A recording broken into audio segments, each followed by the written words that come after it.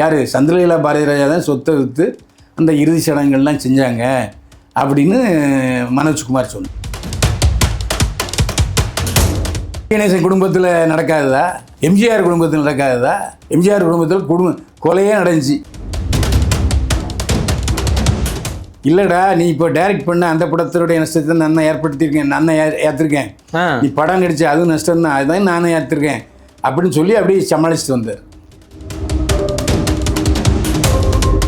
கதையாசிரியராக இருந்தது, உதவி இயக்குனராக இருந்து, இயக்குனராகி, தயாரிப்பாளராகி இவ்வளோ சொத்து சம்பாதிச்சு என்ன பிரயோஜனம்?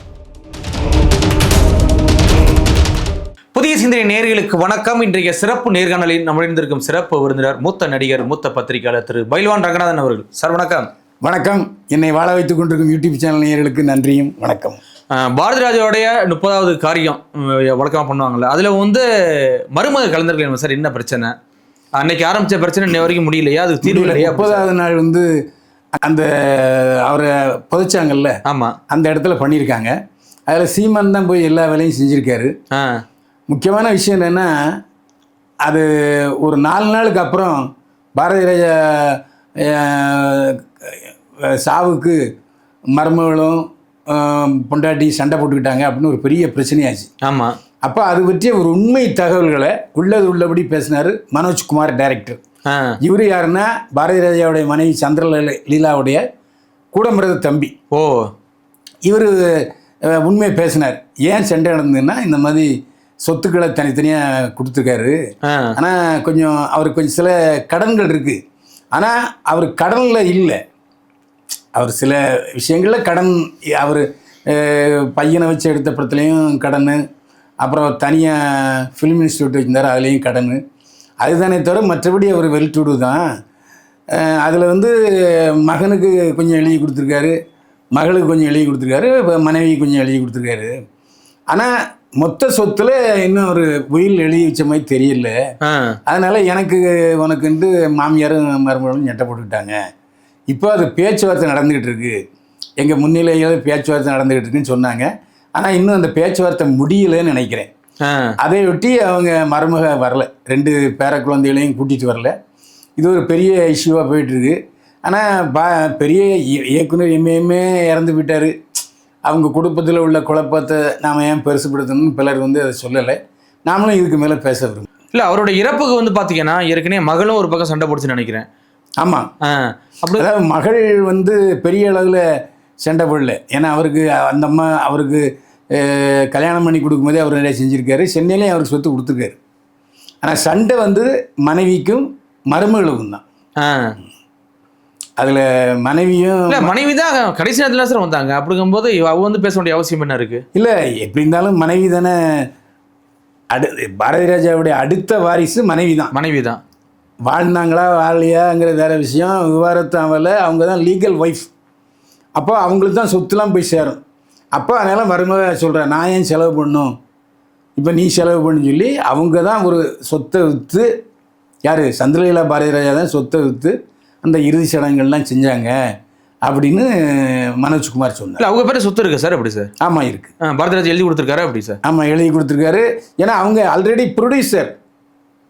பாரதிராஜா கடைசி காலம்னா அந்த கடலோர கவிதைகள் அந்த படத்துக்கு அப்புறம் ஒரு 3 படம் சந்திரலீலா பாரதிராஜா தான் தயாரிப்பு.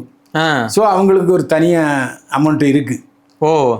ஆனால் மொத்த சொத்தை யார் யாருக்கு என்னங்கிறத இப்போ உயில் எழுதலை, அதனால சண்டை. இல்லை, மிகப்பெரிய ஜாமவான மிகப்பெரிய இயக்குனர், அவர் குடும்பத்தில் இப்படி ஒரு பிரச்சனை நடக்குது. ஏங்க, சிவாஜி கணேசன் குடும்பத்தில் நடக்காததா? எம்ஜிஆர் குடும்பத்தில் நடக்காததா? எம்ஜிஆர் குடும்பத்தில் கொலையே நடந்துச்சு.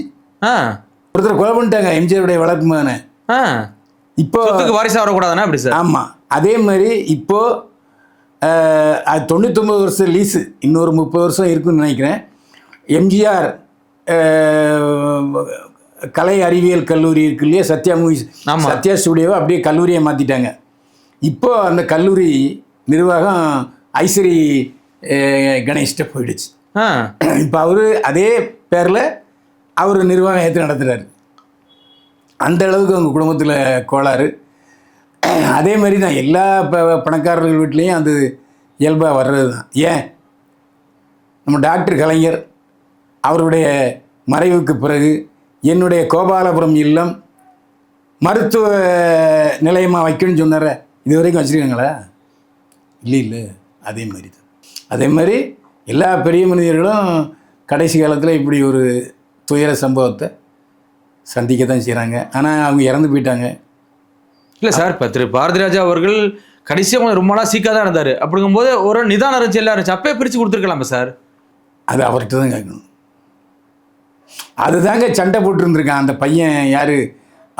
மனோஜ் பாரதி இருக்கானே பையன். மனோஜ். அப்போது எனக்கு பிரித்து கொடுங்கன்னு தான் கேட்டிருக்கான். இல்லைடா, நீ இப்போ டைரக்ட் பண்ண அந்த படத்தோடைய நஷ்டத்தை நான் ஏற்படுத்தியிருக்கேன், நான் ஏற்றிருக்கேன். நீ படம் நடிச்சு அதுவும் நஷ்டம் தான், அதுதான் நானும் ஏற்றிருக்கேன் அப்படின்னு சொல்லி அப்படியே சமாளிச்சுட்டு வந்தார். இல்லை, ஒருவேளை சொத்தை கொடுத்தா அதாவது செலவு பண்ணிடுவார் அப்படின்னு நினச்சாரா எப்படி சார்? இருக்கலாம். காலி பண்ணிடுவார் அப்படின்னு நினச்சிருப்பாரு. இருக்கலாம். மனைவி பேர்லையும் நம்பிக்கை இல்லை, மருமக பேர்லையும் நம்பிக்கை இல்லை, மகன் பேர்லையும் நம்பிக்கை இல்லை. அனாதையாக இறந்து கிடந்தாருங்கிறது தான். இல்லை, அந்த ஒரு நம்பிக்கையின்மை தான் இன்னைக்கு வந்து கடைசி காலத்தில் கூட யாரும் இல்லையா சார்? எப்படி சார்? ஆமாம். அதாவது இவர் ஜனனி கூட போய் மலேசியாவில் இருந்திருக்காரு. அங்கேயும் அந்த பொண்ணு இந்த பிரச்சனை பண்ணாலும் அங்கேருந்து ஓடியான்ட்டார். இவ்வளவு துயரங்கள். அவர் எப்படி சானிட்டரி இன்ஸ்பெக்டராக இருந்தது, கஷ்டப்பட்டு சென்னைக்கு வந்து கதையாசிரியராக இருந்தது, உதவி இயக்குனராக இருந்தது, இயக்குனராகி தயாரிப்பாளராகி இவ்வளோ சொத்து சம்பாதிச்சு என்ன பிரயோஜனம்? இப்போ ஜனனி வந்து கலந்துக்கலையே சார்? இல்லை. மருமக போகணும் சார்? எப்படி சார்? மருமக இல்லை.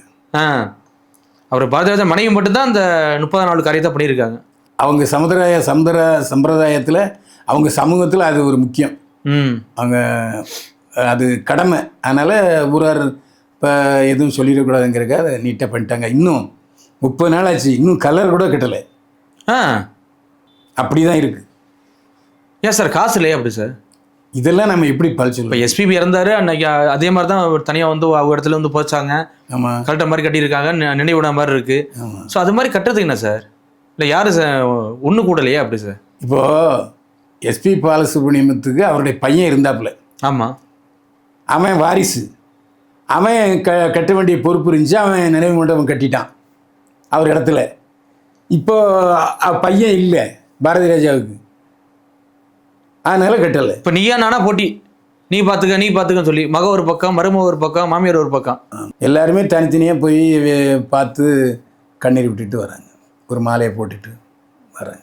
இல்லை, இறந்த பின்னா அவருக்கு ஒரு சரியான மரியாதை கிடைக்காம போகுது சார். அது ரொம்ப வருத்தமாக இருக்கே. நமக்கு வருத்தமாக இருக்குது, அவன் குடும்பத்தில் உள்ளவங்களுக்கு வருத்தமாக இருக்குங்களா?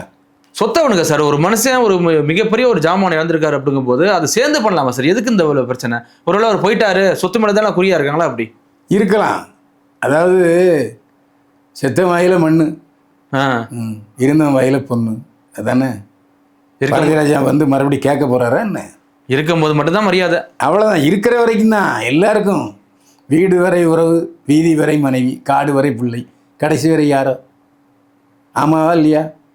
எத்தனை நாளைக்கு ஒருத்தன் செத்து விட்டாலும் அழுவாங்க. 2 நாள் மனைவி சாப்பிடாமல் இருப்பா, 3ஆம் நாள் எல்லோரும் பக்கத்தில் உள்ளான்னு சொல்லி இயல்புதாம்மா அப்படி சொல்லி தேத்துறது உண்டு இல்லையா? அது மாதிரி தான். கண்டிப்பாக சார், பொறுத்து வந்து பார்க்கலாம். மிக்க நன்றி சார். மீண்டும் சந்திப்போம். வாழ்க வளமுடன்.